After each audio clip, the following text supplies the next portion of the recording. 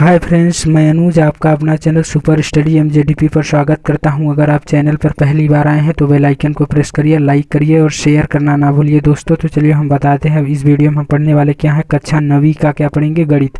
कक्षा 9वीं का गणित पढ़ेंगे। गणित का पाठ 1 होगा। पाठ 1 का नाम संख्या पद्धति है। संख्या पद्धति का भाग 4 होगा। भाग 3 इसके पहले 3 भाग पढ़ा चुके हैं, उसे वीडियो के नीचे डिस्क्रिप्शन बॉक्स पर आपको लिंक दे दिया जाएगा, वहाँ से आप जा करके देख सकते हैं। तो इस वीडियो में हम पढ़ेंगे प्रश्नावली 1.1 के सिर्फ एक क्वेश्चन करेंगे। इसमें पूरे 9 क्वेश्चन हैं, टोटल 9 क्वेश्चन है टोटल। तो एक क्वेश्चन करेंगे और एक क्वेश्चन में हमारे 6 क्वेश्चन दिया है, ऐसे ऐसे करके कुल 6 क्वेश्चन दिया है। तो उन्हीं 6 क्वेश्चन को सॉल्व करेंगे। तो पहले इसमें हम दशमलव प्रसार करेंगे, उसके बाद क्वेश्चन को सॉल्व करेंगे। तो चलिए दोस्तों, बात किस देर की, अपने सेशन को स्टार्ट करते हैं।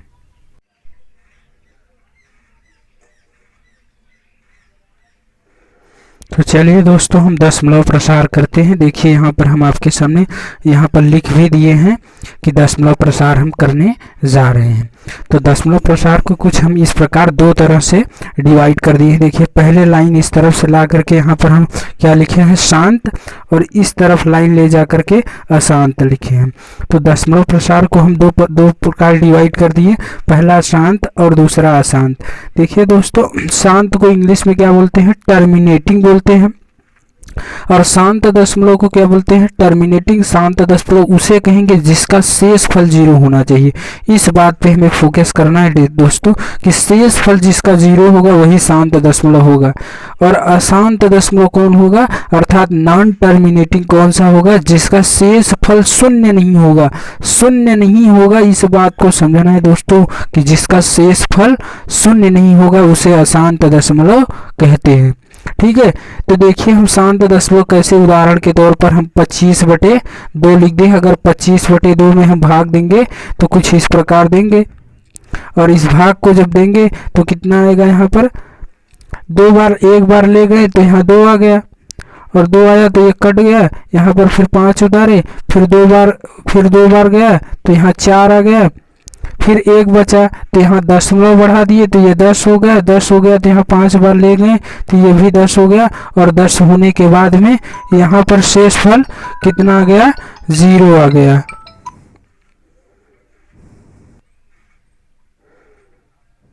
देखिए दोस्तों, यहाँ शेष फल 0 आ गया। यहाँ पर मैंने लिखा हूँ शांत दशमलव तभी होगा जब शेष फल 0 होगा, अर्थात जब शेष 0 हो जाएगा तब क्या होगा? शांत होगा। तो देखो 25/2 क्या हो गया? शांत है। इसका आंसर कितना होगा? 12.5 होगा। ये क्या होगा? शांत हो गए, क्योंकि इसका शेष फल 0 आ रहा है। अगर हम 37/5 लिखते हैं तो इसे कुछ इस प्रकार भाग देंगे तो इसको कितने बार ले जाएंगे?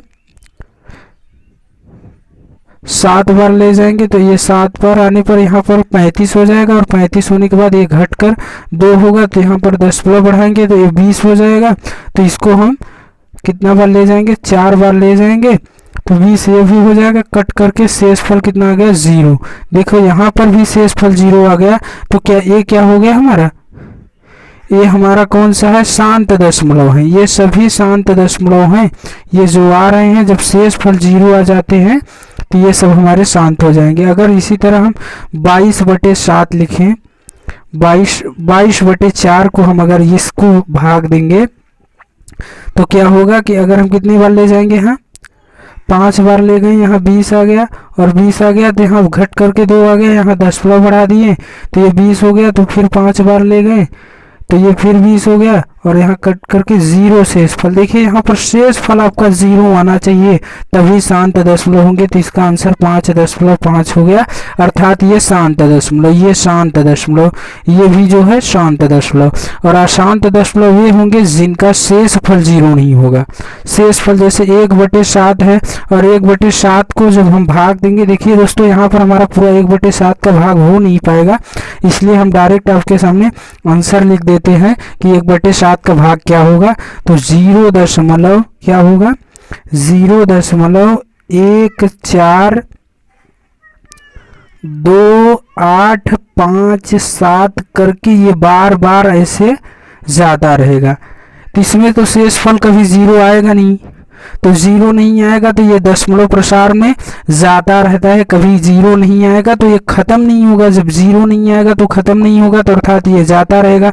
उसी तरह 10/3 को हम जब भाग देंगे तो 3 तिरिक्का कितना हो जाएगा 9। फिर 1 बचा तो फिर 1 को हम दशमलव बढ़ा दिए यहाँ पर, तो फिर 10 हो गया, तो फिर 3 बार गया, फिर 1 बचा, फिर दशमलव बढ़ाए और फिर 1 बार गया। तो इसी तरह ये 3 3 3 3 कभी शेष फल इसका जीरो नहीं आएगा, 3 3 करके अनंत तक जाता रहेगा। अनंत अर्थात जिसका अंत न हो, तो ये 3 3 करके जाता रहेगा।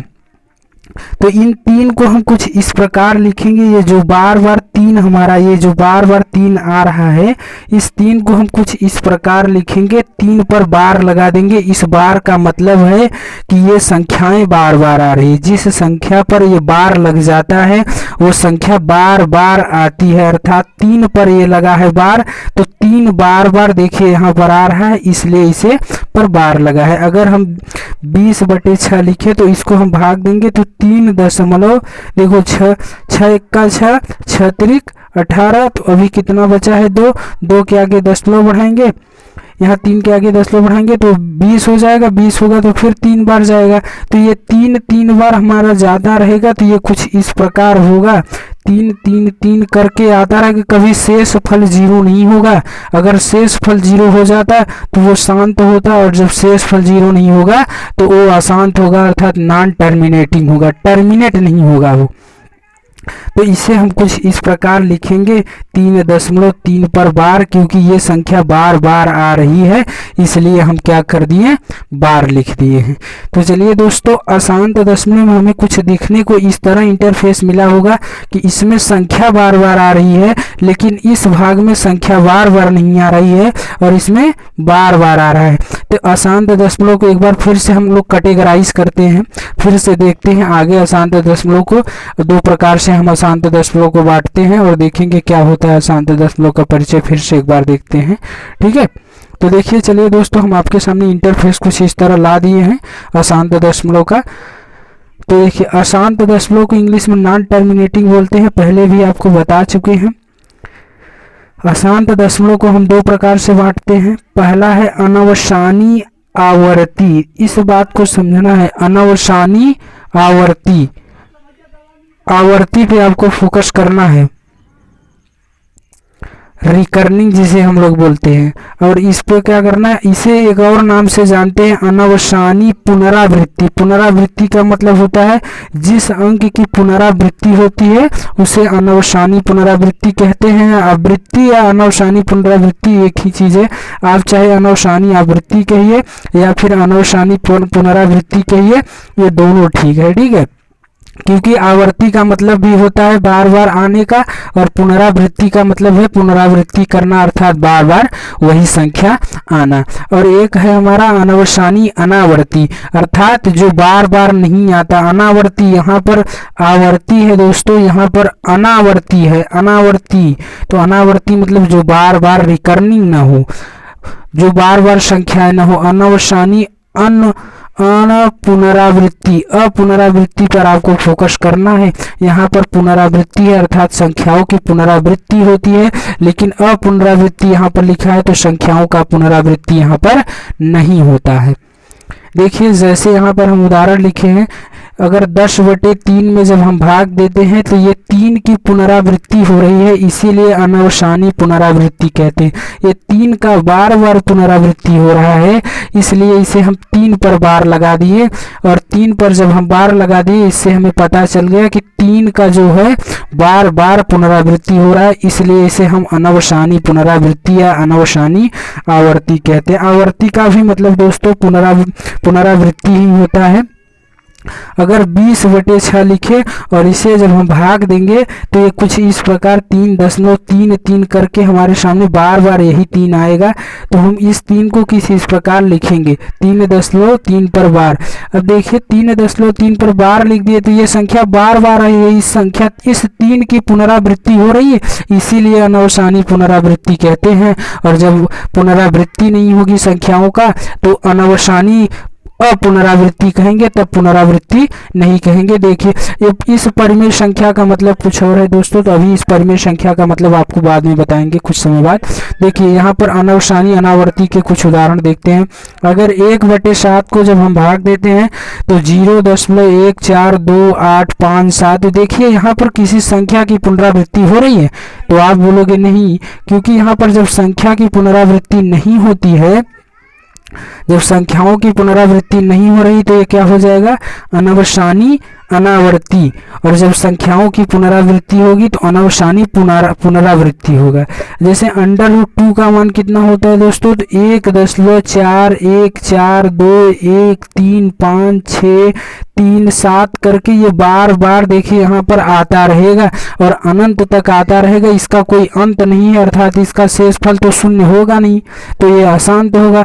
अशांत को दो प्रकार से हम डिवाइड किए, पहला अनवसानी पुनरावृत्ति, दूसरा अनवसानी पुनरावृत्ति। तो अनवसानी पुनरावृत्ति वे होंगे जिसमें संख्याओं की पुनरावृत्ति होगी, अनवसानी अपुनरावृत्ति वे होंगे जिसमें संख्याओं की पुनरावृत्ति नहीं होती। देखिए यहाँ पर संख्या, एक ही संख्या बार बार नहीं आ रहा है, यहाँ पे देखिए एक ही संख्या बार बार नहीं आ रहा है।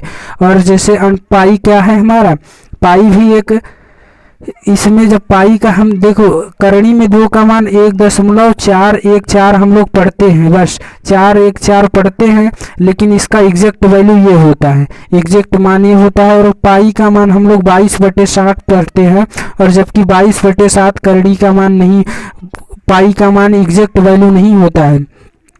पाई का एग्जैक्ट वैल्यू 3.14 हम लोग पढ़ते हैं, लेकिन 3.14 नहीं होता है। 3.14159265328328 करके ये बार बार आता रहेगा। देखिए यहाँ पर किसी संख्या की पुनरावृत्ति नहीं होगी। जब संख्याओं की पुनरावृत्ति नहीं होगी तो अनवसानी अपुनरावृत्ति या अनवसानी अनावर्ती होगा। अब देखिए कभी हम लोग लाग पढ़े होंगे, तो लाग ई पर पावर x लिखा रहता है, तो जो ई होता है इसे हम लोग क्या बोलते हैं, आधार बोलते हैं। इसे क्या बोलते हैं, आधार बोलते हैं। और आधार ई को आधार कहते हैं। और ई क्या है जानते हैं आप, ई एक नेपियर का नियतांक है, और नेपियर एक खगोलीय शास्त्र थे। ई को नेपियर का नियतांक कहते हैं, और नेपियर एक खगोलीय शास्त्र थे। तो ई का मान क्या है, ई का मान 0.27182815 ये करके ऐसे ऐसे बार बार आता रहेगा, अर्थात इसमें संख्याओं की पुनरावृत्ति हो नहीं रही है, इसलिए अनवसानी और पुनरावृत्ति होगा। ठीक है दोस्तों, आई थिंक आपको समझ में आ रहा होगा, मुझे लगता है आप समझ रहे होंगे। तो चलिए आपके सामने कुछ और, अब ये परिमेय संख्याओं का मतलब आपको बता देते हैं। देखिए ये अनवसानी पुनरावृत्ति, सभी अनवसानी पुनरावृत्ति को हम PYQ के रूप में लिख सकते हैं, PYQ के रूप में लिख सकते हैं। तो ये सब क्या होंगे, PYQ के रूप में लिख सकते हैं। और कैसे लिखेंगे ये इस वीडियो में नहीं, नेक्स्ट वीडियो में हम आपको बताएंगे कि अनवसानी पुनरावृत्ति संख्याओं को हम कैसे PYQ के रूप में रिप्रेजेंट करेंगे। इन सभी को हम PYQ के रूप में लिख सकते हैं। तो अनवसानी पुनरावृत्ति परिमेय संख्या होगी और अनवसानी अपुनरावृत्ति अपरिमेय संख्या होगी। तो चलिए हम आपको इधर कुछ परिमेय संख्याएं और अपरिमेय संख्याओं से बेहतर परिचय करा देते हैं। शायद इस तरह का आप पहली बार परिचय पाए होंगे, तो आपको दिखाते हैं। देखिए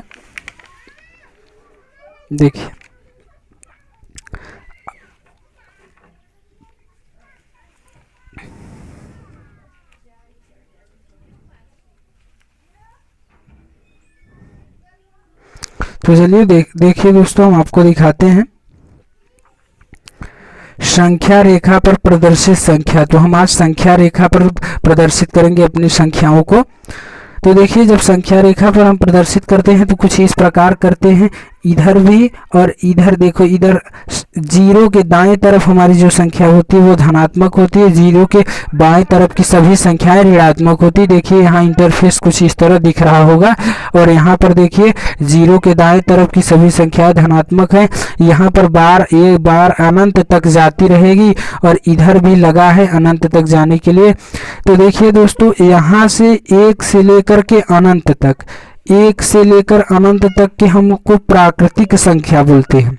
और पूर्ण संख्या किसे बोलते हैं? जब प्राकृतिक संख्या में 0 लगा देते हैं। देखिए यहाँ से लाइन खींचे हैं, यहाँ से लेकर के यहाँ तक, यहाँ से लेकर के यहाँ तक प्राकृतिक संख्या होगा, पूर्ण संख्या होगा। जब प्राकृतिक संख्या में 0 लगा देंगे तो होल नंबर हो जाता है, अर्थात पूर्ण संख्या हो जाता है। और जब हम प्राकृतिक संख्या और पूर्ण संख्या को मिला करके और ये ऋणात्मक संख्या को मिला देते हैं तो हमारा पूरा क्या हो जाता है? पूर्णांक संख्या। देखिए यहाँ से लेकर के यहाँ तक हमारा पूरा पूर्णांक संख्या। इधर जितनी जाएगी संख्याएं, यहाँ पर जो इधर दिख रहा है ये सभी क्या होंगे? पूर्णांक संख्या होंगे। और सभी पूर्णांक संख्याएं को हम p/q में लिख सकते हैं, अर्थात सभी प्राकृतिक संख्या को भी हम p/q के रूप में लिख सकते हैं, पूर्ण संख्या को भी p/q के रूप में लिख सकते हैं, पूर्णांक संख्या को भी p/q के रूप में लिख सकते हैं। तो सभी पूर्णांक संख्या को हम p/q के रूप में लिख सकते हैं, अर्थात इसमें जितनी संख्याएं हैं सबको हम p/q के रूप में लिख सकते हैं। आपको दिखा देते हैं। आप सोच रहे होंगे 0 को p/q के रूप में कैसे लिखोगे, तो देखो 0/1 लिख दिए और ये p/q के रूप में रिप्रेजेंट होने लगा। बट q = नॉट 0 है, यहाँ पर p = नॉट 0 है, क्योंकि यहाँ पर p बराबर हमारा 0 है और q बराबर क्या है? 1 है। लेकिन q बराबर 0 तो नहीं है ना, q बराबर 0 नहीं है, इसलिए बात को हमें समझना है। तो ये p/q के रूप में रिप्रेजेंट होने लगा।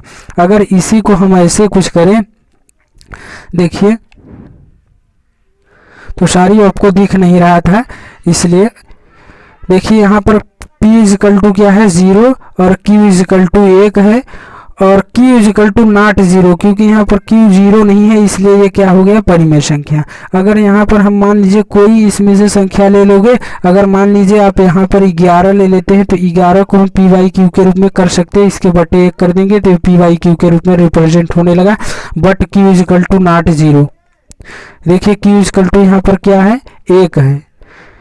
और अगर हम लिखते हैं -11 तो इसे भी हम p/q के रूप में लिख देंगे। जब p/q के रूप में लिखेंगे तो p बराबर हमारा क्या हो जाएगा? -11 और q बराबर हो जाएगा 1।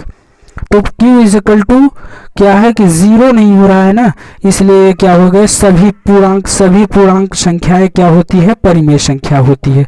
और आप परिमेय संख्या को आप शायद डिफाइन कर लोगे। देखिए आपको कुछ इस तरह का इंटरफेस यहाँ पर लिख कर लाए हैं। नोट में लिख सकते हो आप कि अनवसानी पुनरावृत्ति, अर्थात जिस संख्याओं की पुनरावृत्ति होती है, अनवसानी पुनरावृत्ति की सभी संख्याएं परिमेय संख्या होती है। जिसे हम अनवसानी पुनरावृत्ति अर्थात जिस संख्या की पुनरावृत्ति होती है उसे हम परिमेय संख्या के रूप में लिख सकते हैं, उसे हम p/q के रूप में लिख सकते हैं। जैसे इन सभी को p/q के रूप में लिख सकते हैं। इन सभी को p/q के रूप में कैसे लिखते हैं, आपके दिमाग में ये क्वेश्चन आया होगा, तो नेक्स्ट वीडियो में हम आपको बताएंगे कि इन सभी को कैसे p/q के रूप में रिप्रेजेंट करेंगे। नेक्स्ट वीडियो में बताएंगे, क्योंकि ये वीडियो बड़ा हो जाएगा। तो शांत दशमलव को भी परिमेय संख्या के रूप में लिख सकते हैं, अनवसानी को भी परिमेय संख्या के रूप में लिख सकते हैं और शांत दशमलव को भी परिमेय संख्या के रूप में लिख सकते हैं। देखिए जैसे लिखा है यहाँ पर 34/4, इसे भाग देंगे तो 8/5 आएगा और 8/5 है तो ये 85। अगर ये एक अंक पे दशमलव है तो हम 10 से भाग देंगे, तो 10 से भाग दे दिए तो ये दशमलव हट गया, तो ये p/q के रूप में रिप्रेजेंट होने लगा कि नहीं। p बराबर 85 और q बराबर 10, बट q = नॉट 0। q = 0 तो नहीं है ना, तो ये p/q के रूप में रिप्रेजेंट होने लगा। शांत दशमलव से के बारे में पहले से आपको परिचित करा चुके हैं। तो शांत दशमलव को हम p/q के रूप में लिख सकते हैं, अनवसानी पुनरावृत्ति को p/q के रूप में लिख सकते हैं और सभी पूर्णांक संख्याएं p/q के रूप में लिखा जा सकता है। तो यहाँ पर हमने एक कुछ इस तरह लिख दिए हैं कि सभी प्राकृतिक संख्याएं, सभी पूर्ण संख्या, सभी पूर्णांक संख्या, शांत दशमलव, अनवसानी पुनरावृत्ति या अनवसानी आवृत्ति संख्याओं को परिमेय संख्या होता है। अर्थात इन सभी को हम p/q के रूप में लिख सकते हैं, बट अनवसानी अपुनरावृत्ति को नहीं लिख सकते हैं। अनवसानी पुनरावृत्ति को सिर्फ p/q के रूप में रिप्रेजेंट कर सकते हैं। देखिए यहाँ पर नोट के रूप में कुछ इस तरह लिख दिए हैं, सिर्फ और सिर्फ अनवसानी अपुनरावृत्ति अर्थात अनवसानी अनावर्ती ही अपरिमेय संख्या कहलाती है। सिर्फ और सिर्फ अपरिमेय संख्या ये होती है जो अनवसानी अपुनरावृत्ति होती है। अपुनरावृत्ति देखना है, यहाँ पर अ लगा है, पुनरावृत्ति नहीं है, अपुनरावृत्ति है।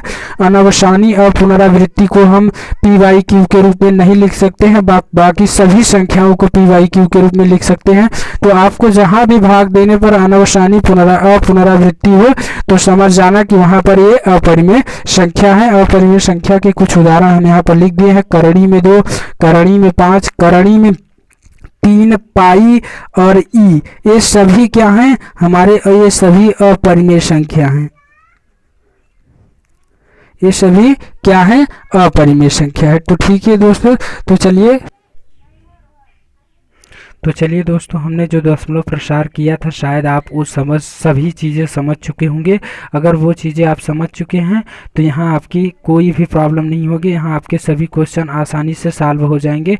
तो देखिए यहाँ पर सभी कुल 6 क्वेश्चन दिया है। इन सभी 6 क्वेश्चन को हम आपको सॉल्व करके और दिखाएंगे। टाइम नहीं है दोस्तों, क्योंकि वीडियो बड़ा हो जाते हैं, तो हम आपको सॉल्व करके दिखाएंगे नहीं, सिर्फ सॉल्व करके लगा देंगे और फिर आपको सीधा इंटरफेस दिखाएंगे। तो देखिए पहला क्वेश्चन क्या है, निम्नलिखित बिंदुओं को दशमलव प्रसार रूप में लिखिए और बताइए कि प्रत्येक का दशमलव प्रसार किस प्रकार का है। ठीक है, तो हमें बताना है कि दशमलव प्रसार किस प्रकार का है, शांत है कि अशांत है, यही बताना है कि अनावर्ती पुनरावृत्ति है कि अपुनरावृत्ति है। तो ये सभी हमें चीज़ें इसमें बताना है। कुल 6 क्वेश्चन हमारे सामने दिए हैं इसमें, तो इन्हीं 6 क्वेश्चन को हमें बताना है। तो अभी आप 6 क्वेश्चन को देख लीजिए और जब हम सॉल्व करेंगे तो ये क्वेश्चन आपको कुछ इस तरह नहीं दिखेगा, एक एक क्वेश्चन आपको हम लिख करके दिखाएंगे और सॉल्व कर देंगे। तो ठीक है दोस्तों, तो चलिए हम सॉल्व करते हैं।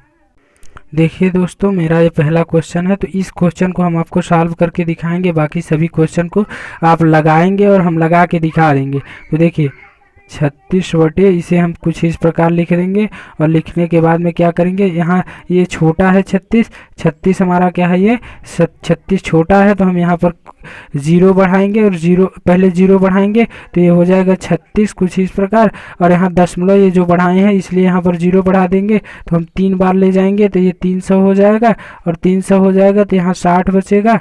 और फिर दशमलव बढ़ाए थे इसलिए यहाँ पर फिर से 0 बढ़ा दिए, तो ये 6 बार ले जाएंगे तो ये 600 हो जाएगा, और 600 कट करके 0 आ जाएगा। तो 0 यहाँ कट करके 0 आ गया, तो ये टर्मिनेट नहीं हो रहा है, यहाँ शेषफल 0 आ रहा है, इसलिए ये क्या होगा, शांत होगा। तो चलिए हम लिख देते हैं शांत होगा। देखिए दोस्तों, यहाँ पर हमने लिख दिया है कि ये क्या होंगे, शांत होंगे, क्योंकि ये टर्मिनेट नहीं हो रहा है, इसका शेषफल 0 आ गया। और जब शेषफल 0 नहीं आएगा तो अशांत होगा। अशांत में अनावर्ती होगा या अनावर्ती होगा या फिर पुनरावृत्ति होगा, तो वो हम देखेंगे भाग लगाने के बाद ही। तो चलिए अगला क्वेश्चन हम दिखाते हैं। तो अगला क्वेश्चन हम लगाएंगे नहीं, डायरेक्ट आपको दिखाएंगे, सॉल्व करके आपको लगा कर नहीं दिखाएंगे, क्योंकि टाइम बहुत ज़्यादा हो जाता है, वीडियो बड़े हो जाते हैं। देखिए अगला क्वेश्चन हमारा 1/11, तो इसे हम कुछ इस प्रकार लिखेंगे। और देखिए एक छोटा है इसलिए यहाँ पर हम 0 बढ़ाएंगे तो यहाँ भी 0 आ जाएगा, 1 हो गया, यहाँ पर दशमलव बढ़ा दिए तो ये 0 हो गया। फिर यहाँ पर 0 बढ़ाएंगे, 0 बढ़ाने के बाद ये 100 हो जाएगा, और 100 हो जाने के बाद में इसे हम कितने बार ले जाएंगे, 9 बार ले जाएंगे, तो ये 99 हो जाएगा, और 99 हो जाएगा तो 1 बचेगा। देखिए यहाँ जो 1 आया है फिर से यहाँ 1 आ गया, तो समझो ये कि बार बार यही संख्या आएगा, 0909 करके बार बार आएगा, क्योंकि ये जो 1 यहाँ पर आया है यहाँ भी आ गया है, तो समझो फिर उसी तरह ये भाग जाएगा।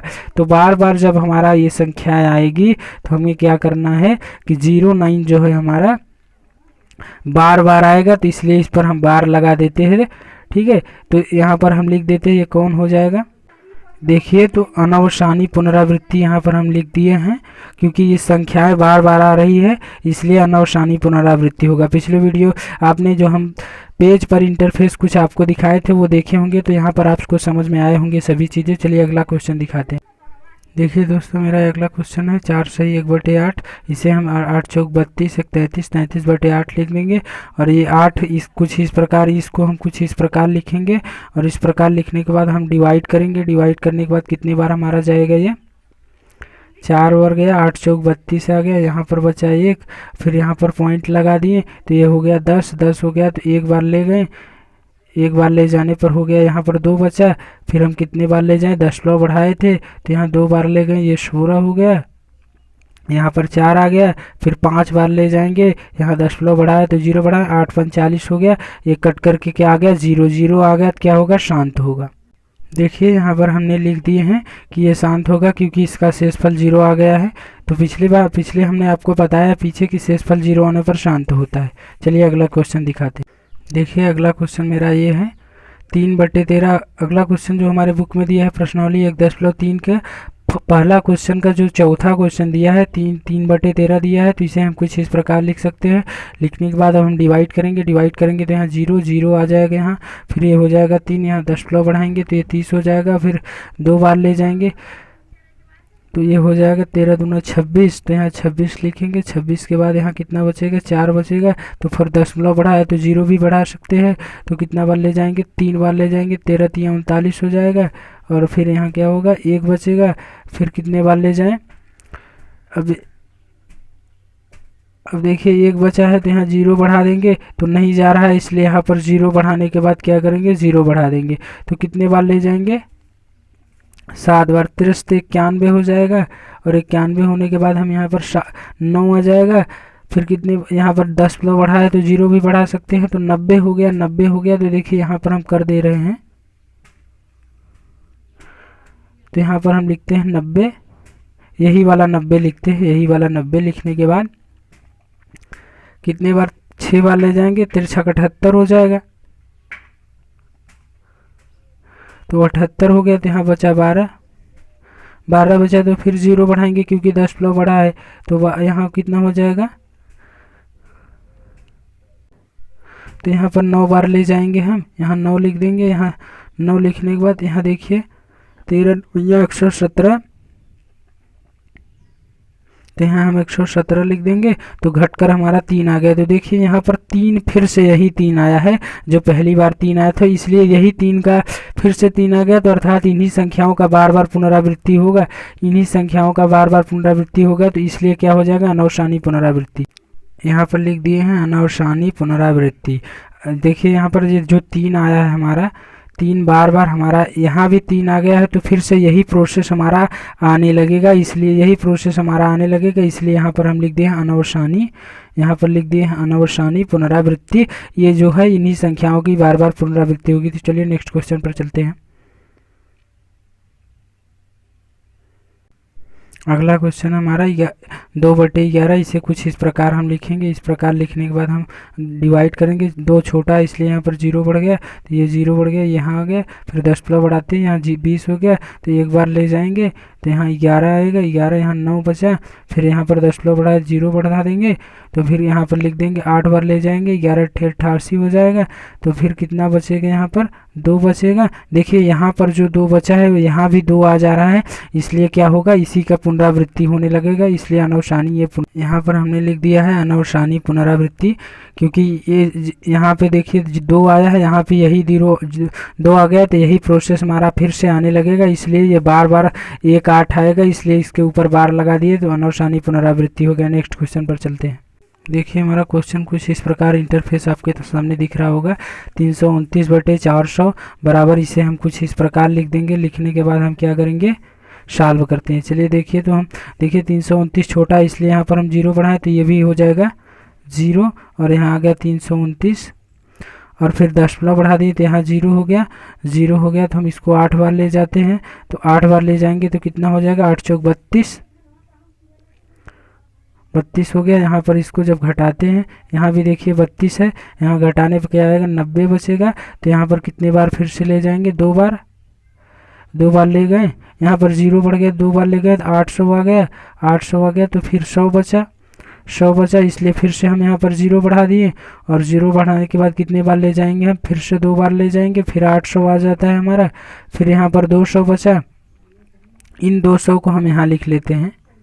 चलिए यहाँ पर 200 लिख दिए, और फिर कितने बार अब हम यहाँ पर देखिए 10 बढ़ाया तो 0 बढ़ाएंगे, तो फिर ये 2000 हो जाएगा, तो फिर कितने बार ले जाएंगे 5 बार ले जाएंगे, तो कितना हो जाएगा 2000 आएगा, 2000 आ गया, तो कट करके 0 आ गया, क्या आ गया 0 आ गया, तो हम क्या कितने बार यहाँ ले गए थे 5 बार, तो यहाँ 5 लिख देते हैं। तो ये क्या हो जाएगा हमारा, देखिए दोस्तों, मैंने यहाँ पर लिख दिया है 0.8225 बराबर शांत, क्योंकि इसका दशमलव क्या आ चुका है, शेष 0 आ गया, इसलिए क्या हो जाएगा, शांत हो जाएगा। आई थिंक आप समझ गए होंगे। तो चलिए दोस्तों, आपसे नेक्स्ट वीडियो में मिलते हैं, तब तक के लिए जय हिंद, जय भारत।